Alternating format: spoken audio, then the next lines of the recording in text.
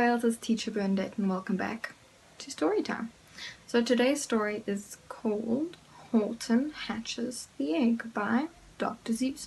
Now I don't have this book, I only have the pictures, so I don't have the cover to show you, but let's just get started with the story. Okay. Sighed Maisie, a lazy bird hatching an egg. I'm tired and I'm bored, and I have kinks in my leg from just sitting here day after day. It's work, how I hate it. I'd much rather play. I'd take a vacation, fly off for a rest, if I could find someone to stay on my nest. If I could find someone, I'd fly away free. Then Horton the elephant passed by her tree. "Hello," called the lazy bird, smiling her best. "You've nothing to do, and I do need a rest. Would you like to sit on the egg in my nest?" The elephant laughed. "Why, of all silly things, I haven't feathers, and I haven't wings. Me on your egg? Why, that doesn't make sense. Your egg is so small, ma'am, and I'm so immense," answered Maisie. "I know you're not small, but I'm sure you can do it, no trouble at all. Just sit on it, no trouble at all. Just sit on it softly. You're gentle and kind. Come, be a good fellow. I know you won't mind." "I can't," said the elephant. "Please," begged the bird. "I won't be gone long, sir. I give you my word. I'll hurry right back. Why, I'll never be missed." "Very well," said the elephant. "Since you insist, you want a vacation, go, fly off and take it. I'll sit on your egg, and I'll try not to break it. I'll stay and be faithful. I mean what I say. Toodaloo," sang out Maisie, and fluttered away. "The first thing to do," murmured Horton. "Let's see. The first thing to do is prop up this tree and make it much stronger. That has to be done before I get on it. I must weigh a ton." Then, carefully, tenderly, gently he crept up the trunk to the nest where the little egg slept. Horton the elephant smiled. "Now that's that." And he sat, and he sat, and he sat, and he sat. And he sat all that day, and he kept the egg warm. And he sat all that night through a terrible storm. It poured and it lightened, it thundered, it rumbled. "This isn't much fun," the poor elephant grumbled. "I wish he'd come back, 'cause I'm cold and I'm wet. I hope that Maisie bird doesn't forget." But Maisie by this time was far beyond reach, enjoying the sunshine way off on a beach, and having such fun, such a wonderful rest, decided she'd never go back to her nest. So Horton kept sitting there day after day, and soon it was autumn. The leaves blew away, and then came the winter. The snow and the sleet, and the icicles hung from his trunk and his feet. But Horton kept sitting, and said with a sneeze, I'll stay on this egg, and I won't let it freeze. I meant what I said, and I said what I meant. An elephant's faithful 100%. So poor Horton sat there a whole winter through, and then came the springtime with troubles anew. His friends gathered round, and they shouted with glee, "Look, Horton the elephant's up in a tree!" They taunted, "How absurd! Old Horton the elephant thinks he's a bird." They laughed and they laughed, then they all ran away, and Horton was lonely. He wanted to play, but he sat on the egg and continued to say, I meant what I said and I said what I meant. An elephant's faithful, 100%. No matter what happens, this egg must be tended, but poor Horton's troubles were far, far from ended. For while Horton sat there, so faithful, so kind, 3 hunters came sneaking up softly behind.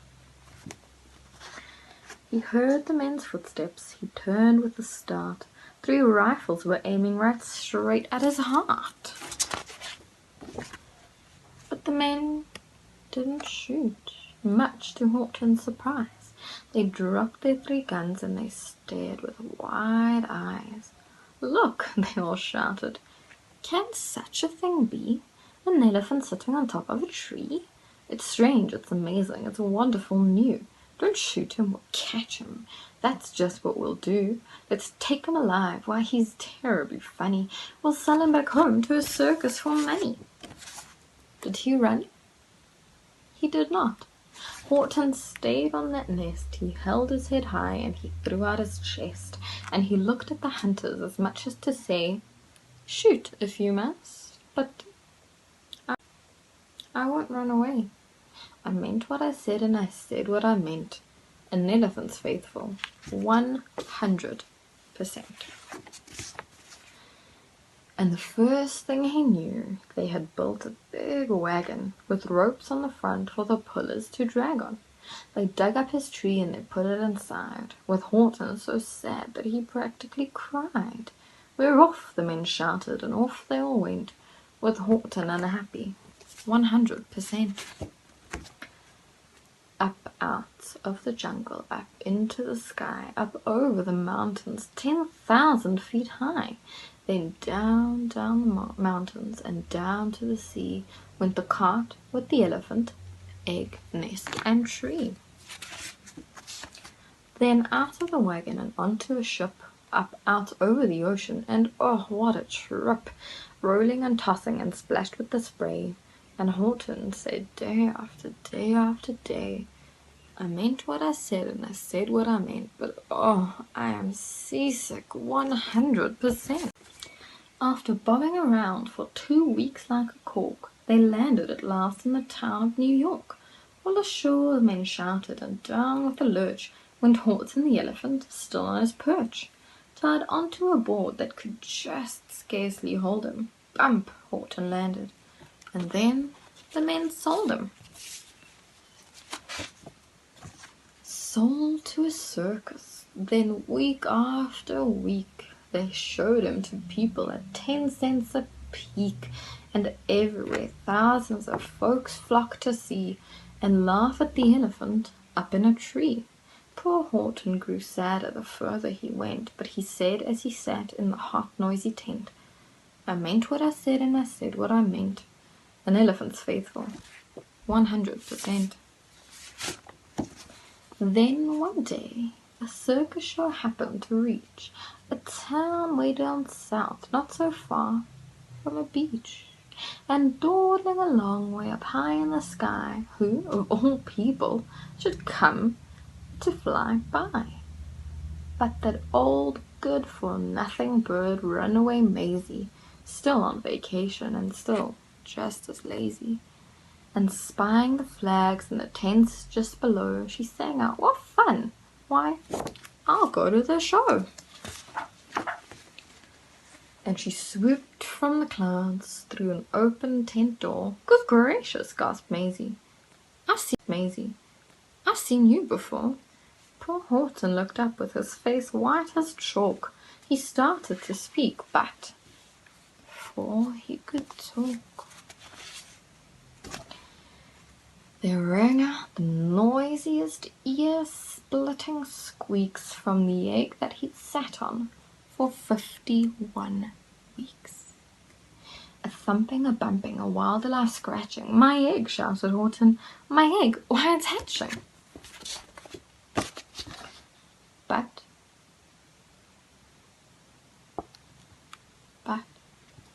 it's mine, screamed the bird. When she heard the egg crack, get off my egg," she sputtered. "You stole it from me." The work was all done. Now she wanted it back. "Get off my nest and get off my tree." Poor Horton backed down with a sad, heavy heart.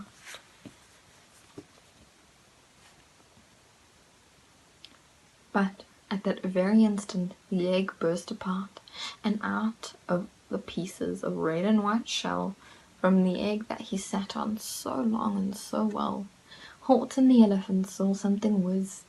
It had ears and a tail, and it shrunk just like his. And the people came shouting, "What's all this about?"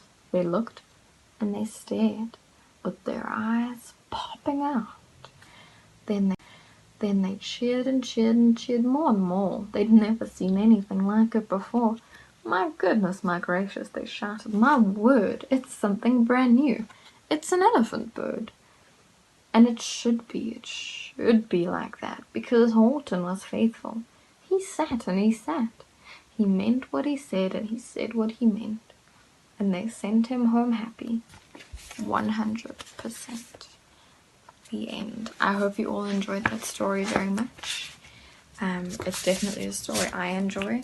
It is just also to remind you a little bit to always do your work, and even though sometimes your work gets a little boring and you feel a little bit tired and you want to just stop and do something else, rather do your work quickly, get it done, be rewarded. You might not get an elephant bird, but you might, be smarter, learn something new, master a skill. Like you can finally write your whole name without having to look at an example.